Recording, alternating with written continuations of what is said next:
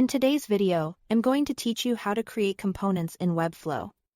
To get started, open your Webflow project and head into the designer. Components are a great way to save time and keep your site consistent, especially when you are reusing the same layout or design in multiple places. Think of things like buttons, cards, navigation sections, or repeated content blocks.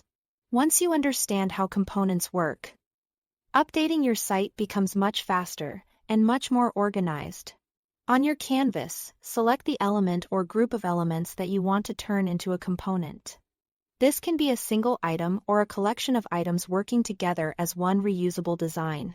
Before creating the component, it's a good idea to make sure everything inside that selection is exactly how you want it to look, since this will become the foundation for future instances. Once your selection is ready, click on it and choose Create Component. Webflow will then prompt you to name it.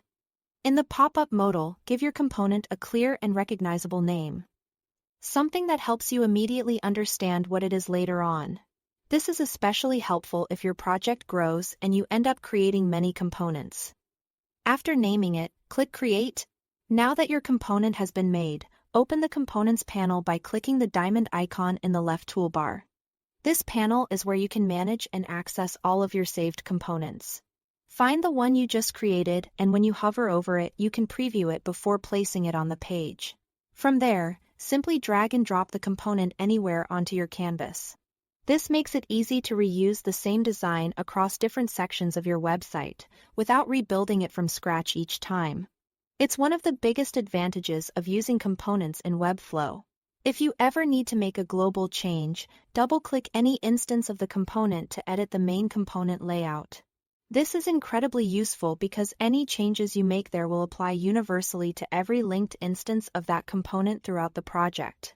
So if you update the structure, styling, or content in the main version, all matching instances will reflect that update automatically.